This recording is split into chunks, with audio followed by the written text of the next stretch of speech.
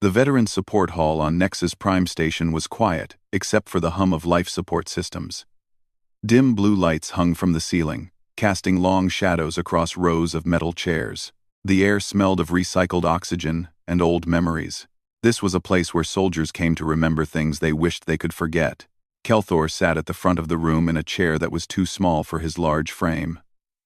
He was a Voraxian, a species known throughout the galaxy for their strength and their scales that could stop most blades. His scales were dark green, almost black in the low light, and deep scars ran across his face like rivers on a map. One of his eyes was milky white, blind from an old wound. His good eyes scanned the crowd of young soldiers who had gathered to hear him speak. There were about 50 of them. Young faces from a dozen different species.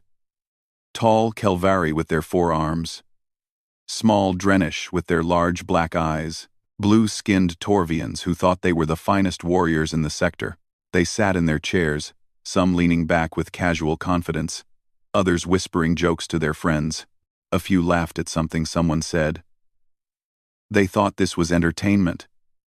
They thought war stories were exciting tales of glory and victory. Kelthor remembered when he had been young like them. He remembered thinking that war was simple. You fought. You won. You went home. He had learned the truth the hard way. The hall manager, a thin Grellian with nervous hands, stepped up beside Kelthor. Everyone, please welcome Kelthor, of the Voraxian 3rd Legion. He served in the Frontier Wars, and has agreed to share his experiences with you tonight. There was polite clapping. Some of the young soldiers sat up straighter. The Frontier Wars were famous. They were the first major conflict between the Galactic Coalition and the newly discovered species called humans. Everyone had heard stories about those wars. Most of those stories were wrong. Kelthor stood slowly, his joints ached. He was old now. Older than most Voraxians ever lived to be. The scars on his body were reminders of why he should have died young like his brothers in arms. He looked at the young faces before him and felt something heavy in his chest. You think you know about war, Kelthor said. His voice was deep and rough, like stones grinding together. You have trained. You have studied tactics. Some of you have even seen small fights on border stations. You think this makes you ready? A young Torvian in the front row smirked. We have heard the stories. Old one. The frontier wars were long ago. We have better weapons now. Better ships. Whatever your generation faced, we can handle. Kelthor stared at the young soldier with his one good eye. The Torvian's smirk faded slowly under that gaze. I did not come here to tell you stories of glory, Kelthor said. I came here to warn you. What I am about to share is not entertainment. It is horror. It is the reason I wake up screaming in the night cycle. It is the reason half the soldiers who served beside me took their own lives after the war ended. The room went silent. The whispers stopped. The casual confidence drained from young faces. Kelthor sat back down. His old bones complained, but he ignored them. He had learned to ignore pain long ago. Pain was a constant companion. I served in the 3rd Legion of the Voraxian military, he began. We were considered the best, the strongest. Our scales could stop plasma bolts at close range. Our claws could tear through ship hulls. We had never lost a major battle in 200 years of warfare. When the Coalition discovered humans and decided they were a threat that needed to be controlled, they sent us to handle the problem. Kelthor paused. His clawed hand trembled slightly. He gripped the arm of his chair to steady it. We knew nothing about humans except what scouts had reported. Soft bodies. No natural weapons. Short lifespans. Primitive technology compared to ours. They had only been traveling between stars for a few centuries. We had been doing it for thousands of years. Our commanders laughed when they received the mission orders. They thought it would be a simple task, a few quick battles, and the humans would surrender like every other young species we had encountered. A young Kelvari raised one of her 4 hands. What happened? Kelthor looked at her. She was young, eager. Her uniform was clean and pressed.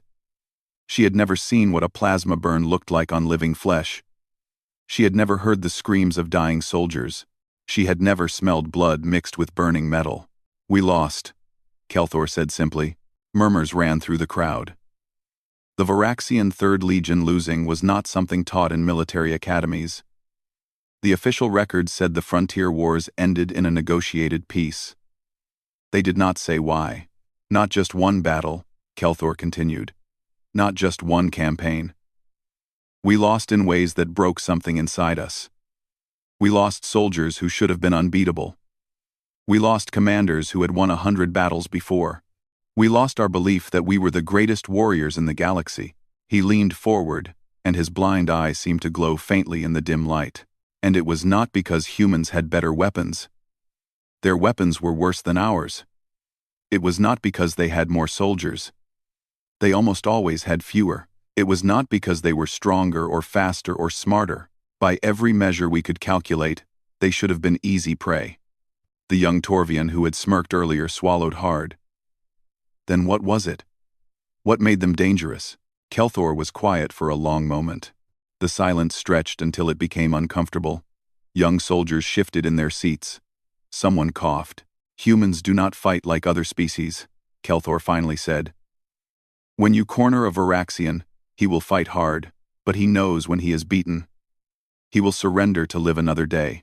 When you corner a Torvian, he will calculate his odds and make a logical choice. When you corner a Drenish, she will try to negotiate." He stood up again, and despite his age, there was still power in his frame. The young soldiers leaned back slightly.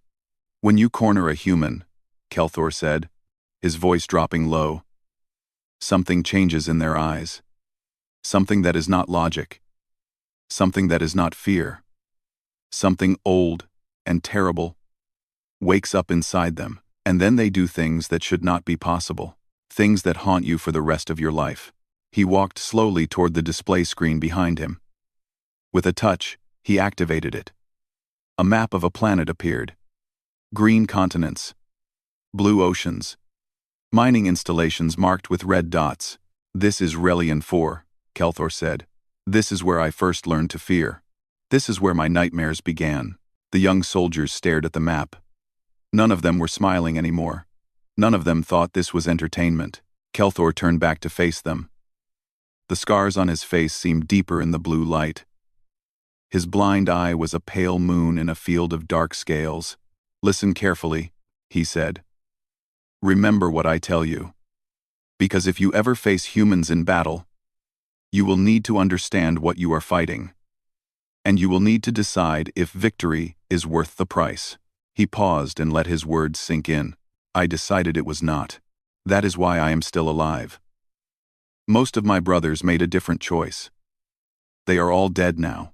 The room was completely silent. 50 young soldiers sat frozen in their chairs.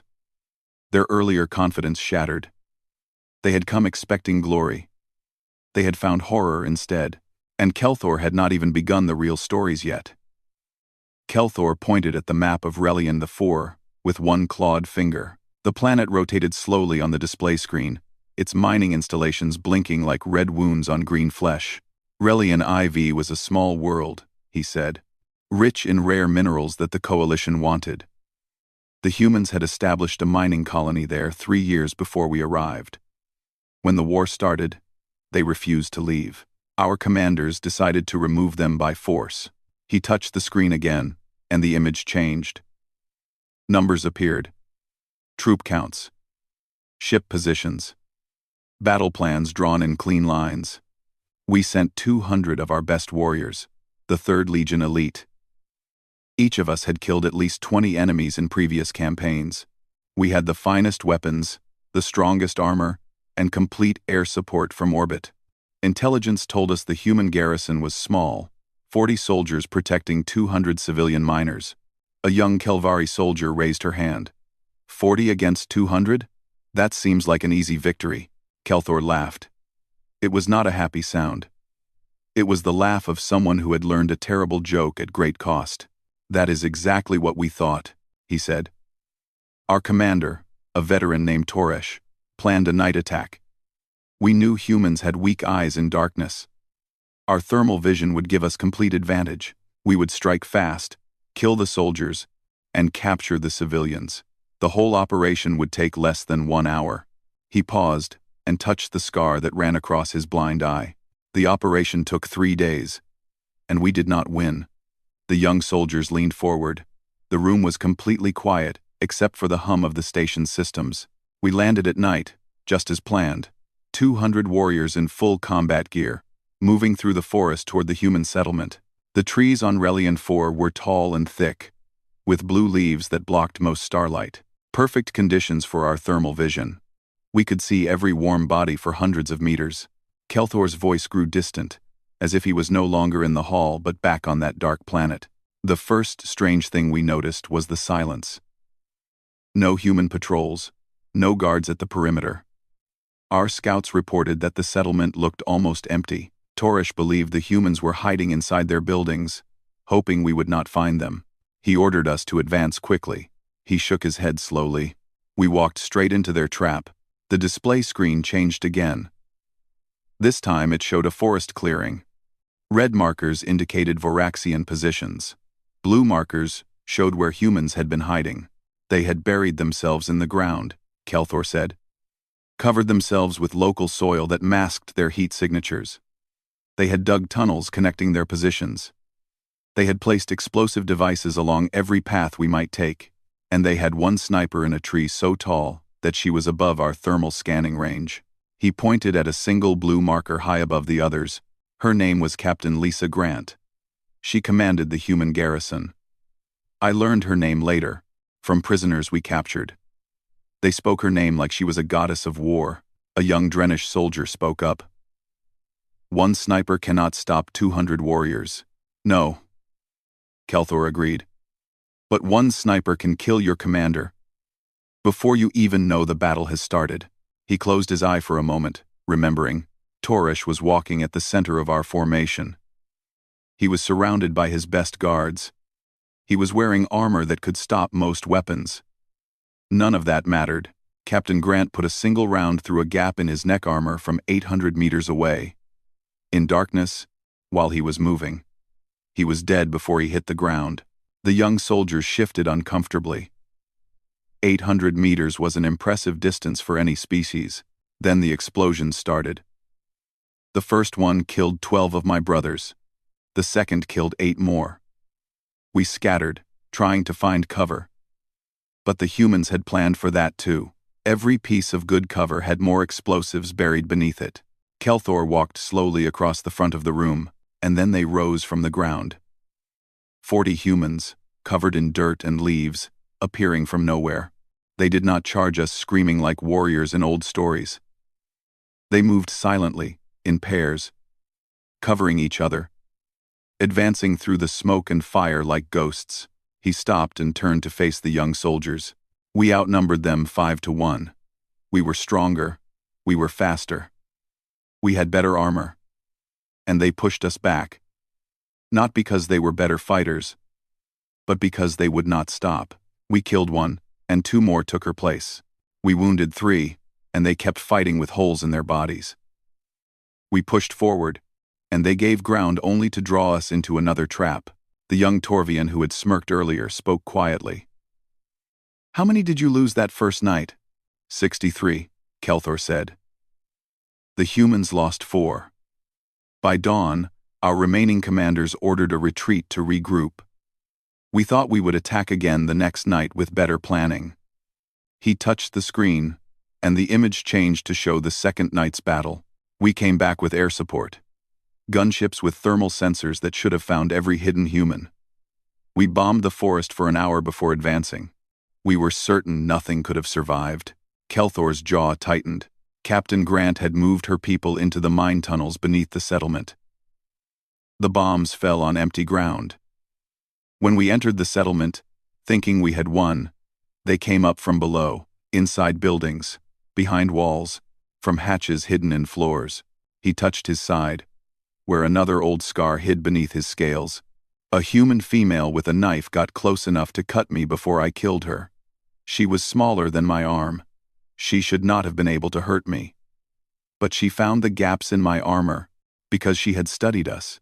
She knew where we were weak, and even as she died, she was still trying to reach my throat. The room was heavy with silence. By the third day, we had killed most of them. Only 7 humans remained alive, including Captain Grant. We had them trapped in the deepest mine shaft, with no way out. Victory was finally ours. Kelthor paused. Torish's replacement, a young commander named Velik, gave them one final chance to surrender. He promised they would be treated as prisoners of war. Good conditions, medical care, eventually returned to their people. The young Kelvari asked, "Did they surrender?" "No," Kelthor said. Captain Grant sent back a message. Just 5 words. She said, "Come down and get us." He looked at the floor. Velik sent 50 warriors into that mine shaft. 31 came back. The humans had prepared their final trap. Explosives rigged to collapse the tunnel. Improvised weapons made from mining equipment. And 7 soldiers who knew they were going to die, and decided to take as many of us with them as possible. Kelthor looked up at the young soldiers. Captain Lisa Grant was the last one alive. She had a broken leg, 3 plasma burns, and a piece of metal through her shoulder. When our soldiers reached her, she was still loading her weapon. She killed 2 more before someone finally brought her down. He let the silence stretch. We won that battle. 40 humans dead. 140 Voraxians dead. A victory ratio that should have been impossible. And it was just one small colony on one small planet. Kelthor turned off the display screen. That was when I first understood what we were facing. Not soldiers. Not warriors. Something else. Something that did not know how to stop fighting. Something that counted victory differently than we did. He sat back down in his chair, and Relian 4 was just the beginning. The real horror came later. At a place called Outpost Kira. Quote, "The young soldiers did not move, they barely breathed." The stories they had heard about the frontier wars were nothing like this. The official histories spoke of strategic disagreements and negotiated peace. They did not speak of 40 humans holding off 200 elite warriors. They did not speak of soldiers who refused to die. Kelthor watched their faces. He saw fear growing in their eyes. Good. Fear might keep them alive. Do you still think your better weapons and better ships will save you? He asked quietly. No one answered. Kelthor nodded slowly. The lesson was beginning to sink in. Kelthor let the young soldiers sit with their fear for a long moment. He watched them process what they had heard. Some looked at each other with wide eyes. Others stared at the floor. The confident smiles from the beginning of the evening were long gone. Relian IV taught us that humans were dangerous, Kelthor finally said. But we still believed we could defeat them with enough force. We were wrong. The siege of Outpost Kira proved just how wrong we were. He touched the display screen, and a new image appeared. A small military base on a rocky moon, defensive walls, guard towers, a single landing pad. It looked unremarkable. It looked weak. Outpost Kira was a forward observation post on a moon called Tesseran 3. The humans used it to monitor coalition fleet movements in the sector. Our commanders decided it needed to be destroyed. They sent a force large enough to make sure there would be no repeat of Relian Dive 6. Numbers appeared on the screen. The young soldiers made sounds of surprise. 3,000 coalition troops. Voraxians, Torvians, Kelvari, and Drenish working together. 20 gunships. Artillery platforms. Siege equipment. Everything we needed to crush any resistance. Kelthor pointed at the small base on the screen. Against 120 human soldiers. The young Torvian spoke up. 25 to 1 odds. Surely that was enough. You would think so, Kelthor said. Our commanders certainly thought so. They expected the humans to surrender within hours once they saw our force. They sent a message offering safe passage off the moon. Leave now, and no one needs to die. He paused. Commander Danny Vance sent back his response in less than a minute. He said his soldiers were comfortable where they were. He thanked us for our concern and wished us good luck with the attack. Several young soldiers laughed nervously. They stopped when they saw Kelthor's expression. We thought he was joking, or maybe insane. We began the siege at dawn. Artillery bombardment first. For 6 hours, we pounded those walls with everything we had. When we finally stopped, there was so much dust in the air that we could not see the base. Kelthor's voice grew heavy. When the dust cleared, the walls were still standing. Damaged, but standing. And from somewhere inside, we could hear them singing. The room went completely silent. Singing, Kelthor repeated. We had just dropped enough explosives to destroy a small city. And they were singing. He shook his head slowly. Our commanders ordered a ground assault. 500 soldiers rushed the walls while gunships provided cover. The humans waited until we were close, then opened fire from positions we had not spotted. They had dug into the rock beneath their base. Our artillery had destroyed buildings above ground, but the real defenses were below. The display showed tactical movements. Red arrows for coalition forces, blue arrows for humans. The red arrows pushed forward, then they pushed back. The first assault failed. 73 dead. The second assault, 3 hours later, also failed. 91 dead. Our commanders could not understand what was happening. They had all the advantages. Numbers, weapons, air support. But every attack cost us more than it cost them. Kelthor walked to the side of the room. I was part of the third assault team. I saw things that day that still wake me at night. I saw a human soldier with her arm blown off below the elbow, still firing her weapon with her remaining hand. I saw a man drag his wounded friend to safety, while plasma bolts burned holes in his back. I saw things that made no sense. He stopped and faced the young soldiers. There was a medic named Beth. I never learned her family name. She was a small female, younger than most of the soldiers in this room. During the third assault, one of our plasma cannons hit a group of humans taking cover behind a wall. 3 were killed instantly. 2 more were wounded badly. Kelthor's voice softened. Beth ran out into the open to reach them. Not walked. Not crawled. Ran. Standing upright with no cover. Crossing 50 meters of ground where plasma bolts were flying like rain. She reached the wounded, treated them right there in the middle of the fight, then dragged them both to safety, one at a time. He paused. We had snipers. Good ones. They fired at her at least a dozen times. They all missed. Not because they were bad shots, but because they could not believe what they were seeing. Their hands were shaking. I know, because my hands were shaking too. A young Drenish soldier whispered, "Did she survive?" "She survived that day," Kelthor said. "She died on day 14, saving 3 more wounded soldiers the same way." By then, our snipers had learned to shoot at medics first. But even knowing she was a target, she still ran into the fire every single time. The display screen showed a calendar, day after day, marked with casualty numbers. The siege lasted 21 days. Each day, our commanders expected the humans to finally break. Each day, they were disappointed. We cut off their supplies on day 3. They rationed what they had.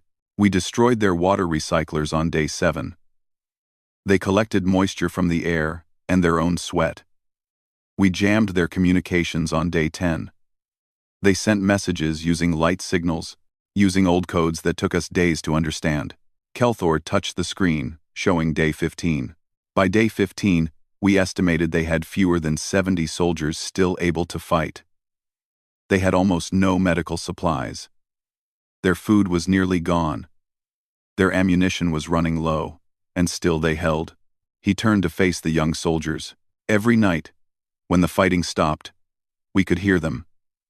Sometimes singing, sometimes laughing, sometimes telling stories. They knew they were going to die. All of them knew, and they were laughing. The young Torvian asked quietly, "Were they insane?" "No," Kelthor said. "They were human. There is a difference, though I still do not fully understand what it is." The display showed day 21. Our commanders finally decided to end it. They sent every remaining soldier, over 2,000, in one massive assault. We breached the outer walls. We breached the inner walls. We fought through corridors filled with smoke and blood and screaming. Kelthor's eye grew distant. Commander Danny Vance had set up his final position in the command center at the heart of the base. He had 16 soldiers left. 16 against 2,000. When we broke through the last door, he was standing in the middle of the room, waiting for us. The room held its breath. He smiled at us. His uniform was torn and burned. He had wounds that should have killed him hours ago, but he stood there and smiled like he had already won. Kelthor touched his scarred face. The fighting in that room lasted 7 minutes. 7 minutes of the worst combat I have ever experienced. Danny Vance killed 9 of our soldiers before someone finally brought him down. The last thing he said, with his final breath, was his wife's name. Patricia. Silence filled the hall. We won that battle. We took Outpost Kira. 120 humans dead. All of them. And they took 847 of us with them. Kelthor let the number sink in. 847 dead to kill 120 defenders. A ratio of 7 to 1, against 25 to 1 odds. Our commanders called it a victory in their reports, but I saw their faces. They did not look like victors. He sat down heavily. After Outpost Kira, the Coalition High Command started asking difficult questions. How many soldiers would it cost to defeat the humans? How many planets could we afford to take like this? Every victory was more expensive than the last. Kelthor looked at the young soldiers. That is when the fear truly began. Not fear of losing. Fear of winning. Because winning against humans costs too much. And they had billions more soldiers waiting on worlds we had not even reached yet. The young soldiers sat in stunned silence. Their training had taught them about tactics and weapons and strategy. No one had taught them about enemies who would not stop. No one had taught them about the cost of victory. Kelthor watched them and remembered being young. He remembered thinking he was invincible. He had learned better. He hoped they would learn better too. Before it was too late, Kelthor stood and walked to the window at the side of the hall. Through the thick glass, the stars of Nexus Prime's home system glittered in the eternal darkness. He stared at them for a long moment, gathering himself for what came next. I have told you about battles, he said without turning around. I have told you about tactics and numbers and casualties. But none of that explains why I truly fear humans. None of that shows you what makes them different from every other species in the galaxy. He turned to face the young soldiers. Let me tell you about a soldier named Kevin Brooks. The display screen flickered to life, showing a personnel file. A human male with short dark hair and calm eyes looked out from the image. He was young, probably no older than most of the soldiers in the room. 4 months after Outpost Kira, I was part of a patrol unit on a world called Ferax Major. We were hunting small human resistance groups that had been attacking our supply lines. My squad found Kevin Brooks hiding in a destroyed building on the outskirts of a burned city. Kelthor moved back to the center of the room. He was badly wounded. A broken leg from a fall. 3 plasma burns on his chest and arms. He had been hiding there for 2 days. Bleeding and waiting for rescue that might never come. Any sensible being would have surrendered. Any sensible being would have begged for medical attention. He paused. Kevin Brooks tried to kill us. Some of the young soldiers leaned forward. He had 1 functioning arm and a knife. Just a knife. Against 6 fully armed Voraxian warriors in combat armor. When we entered that building, he came at us from the shadows, moving on 1 leg, dragging himself forward with pure determination. He got close enough to cut one of my squad mates before we brought him down. Kelthor touched his neck. I was the one who finally stopped him. I grabbed him by the throat and lifted him off the ground.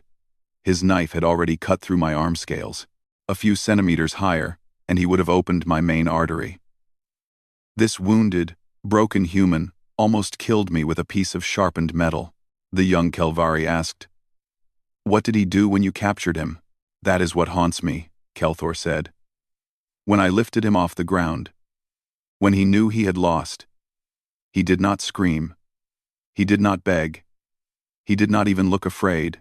Kelthor's voice dropped lower. He looked at me and smiled.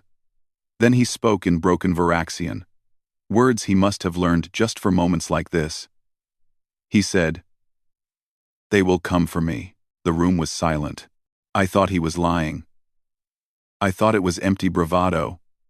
His communicator was destroyed. His position was unknown to his allies. We had patrols covering every approach. There was no way anyone could find him, let alone rescue him. Kelthor walked slowly across the room. We brought him back to our forward base. Standard procedure for prisoners. Treat their wounds. Interrogate them. Eventually transfer them to a detention facility. Kevin was given basic medical care. His leg was set. His burns were treated. He was placed in a holding cell with 2 guards. He stopped and faced the young soldiers. I was curious about him. Something about the way he had looked at me stayed in my mind, so I went to his cell to talk to him. I wanted to understand what made him different. The display showed the layout of a Varaxian military base. Kelthor pointed at a small building near the center. He was in worse shape than I had thought. The medical treatment helped, but he was still in great pain. He could not walk. He could barely sit up. But when I entered his cell, he watched me with those calm eyes. No fear, no hatred, just observation.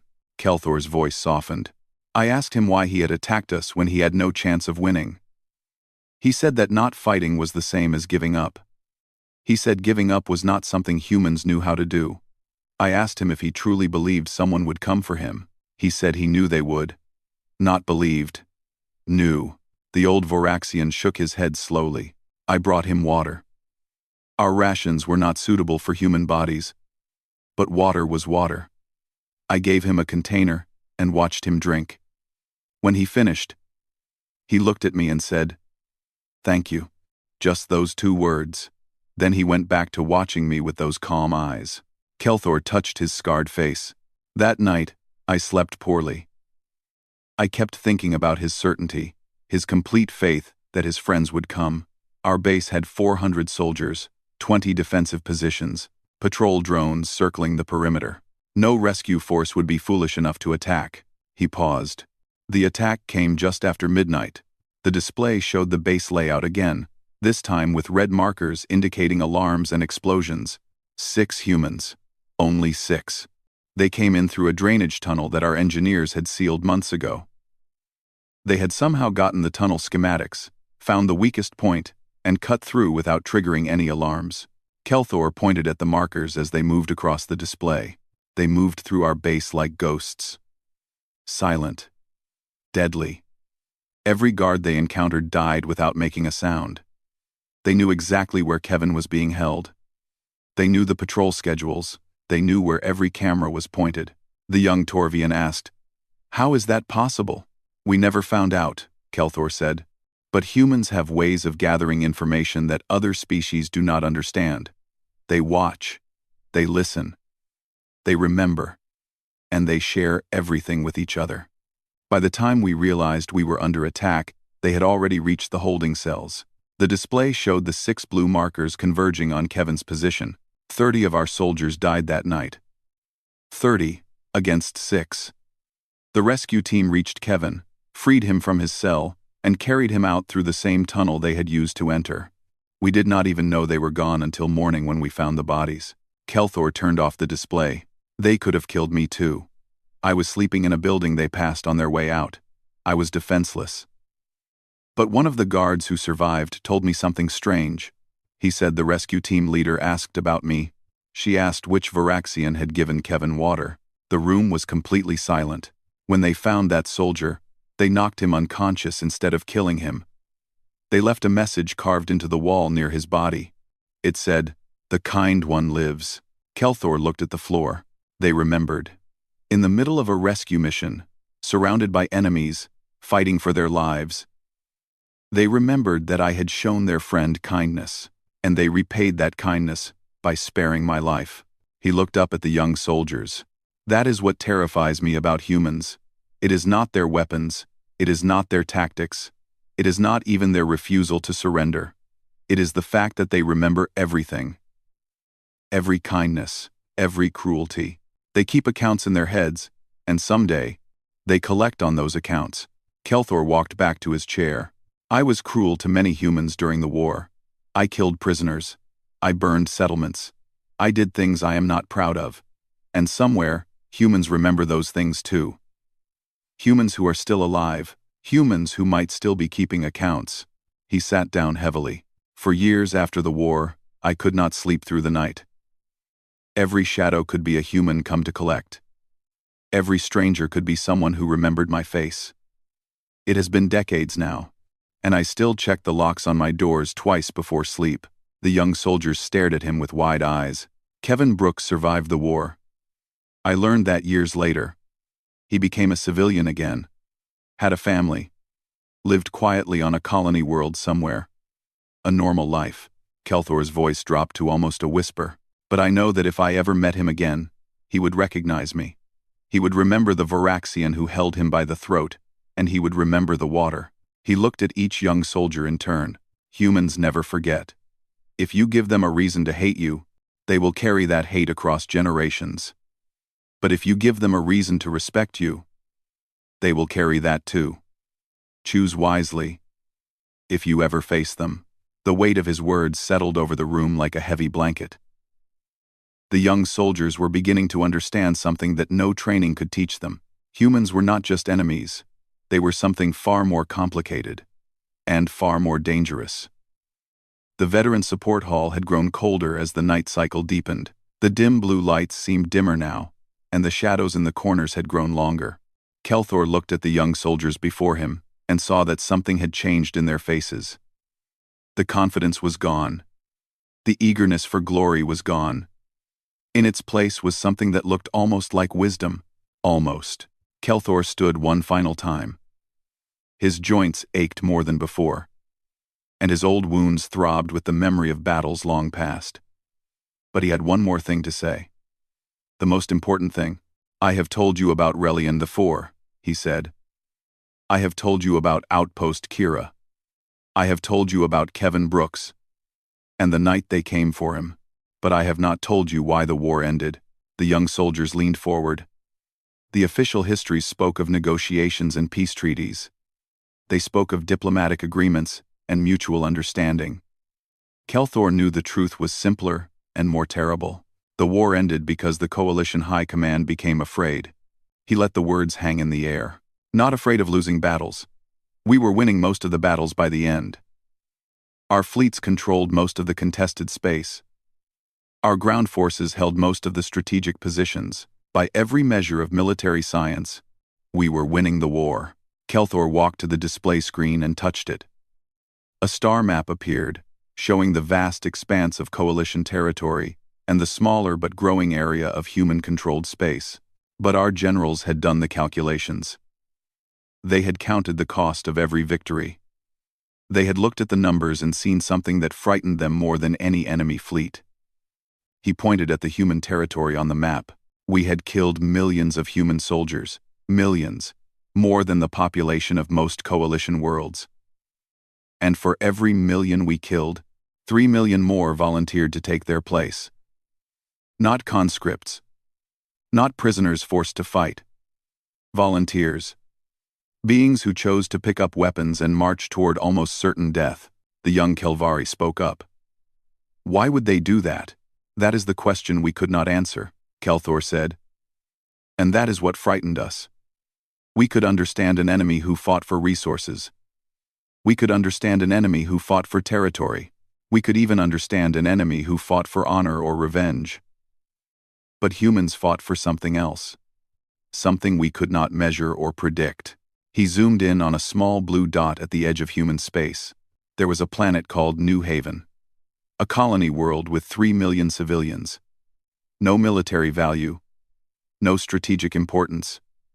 Just families and farmers and children. When our fleet approached, we expected them to surrender immediately. They had no warships, no orbital defenses, no way to resist. Kelthor's voice grew heavy. Instead of surrendering, they armed their civilians. 3 million people, from children to elderly, picking up whatever weapons they could find. They dug trenches. They built barricades. They prepared to fight our invasion force hand to hand if necessary. He turned to face the young soldiers. "We had the power to destroy that planet from orbit. One word from our commander, and 3 million beings would have died in nuclear fire. It would have been simple. It would have been efficient." Kelthor paused. Our commander looked at the tactical display for a long time. Then he gave the order to withdraw. When asked why, he said, "Because if we kill them all today, tomorrow there will be 6 million more, ready to die in their place, and they will never stop coming." The room was absolutely silent. That commander was executed for cowardice when he returned home. But before he died, he sent a message to the High Command. He said, "We can kill humans. We can destroy their worlds. We can burn their fleets. But we cannot break them. And every human we kill creates 10 more who will remember our faces forever." Kelthor turned off the display. 3 months later, the coalition signed the peace treaty. Not because we lost the war. Because we realized we could not win it. Not really. Not in any way that mattered. We could conquer human space, but we would have to spend eternity fighting to hold it. Generation after generation of humans who refused to accept defeat. Endless waves of soldiers who smiled as they died because they knew their children would continue the fight. He walked back to his chair and sat down. His body felt heavier than it had in years. "I am old now. I have seen many species rise and fall. I have watched empires crumble and new nations be born. In all my years, I have never seen anything like humans." The young Torvian asked quietly, "What makes them different?" "Really?" Kelthor thought for a long moment before answering. "Other species fight for survival. Humans fight for each other. Other species surrender when hope is lost. Humans fight harder when hope is lost. Other species count the cost before going to war. Humans count the cost after, and then they pay it anyway." He looked at his scarred hands. "I once asked a human prisoner what he was fighting for. He had lost his entire family in a bombing raid. His home was destroyed. His planet was occupied. He had nothing left. I expected him to say revenge. I expected him to say hatred." Kelthor's voice softened. He said he was fighting so that no one else would have to lose what he had lost. He said he was fighting for people he had never met and would never know. He said he was fighting for the future. The old Voraxian looked up at the young soldiers. "That is what makes humans terrifying. They do not fight for themselves. They fight for something larger. Something that cannot be destroyed by killing soldiers or burning worlds. An idea. A belief. A hope that refuses to die no matter how many of them we killed." He stood one final time. "If you ever face humans in battle, I want you to remember one thing. Do not try to break them. You cannot. Do not try to make them surrender. They will not. Do not try to make them fear you. They will only fight harder." Kelthor limped toward the door of the hall. "If you face humans, you have only 2 choices. Earn their respect, and they may show you mercy. Or give them a reason to hate you, and their children's children will still be hunting your descendants long after you are dust."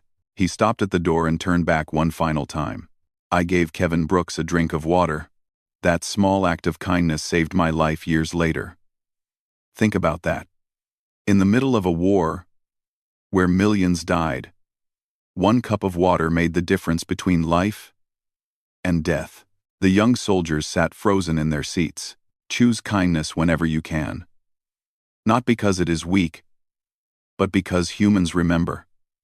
And someday, when you least expect it, they will repay what you have given them. Kelthor opened the door.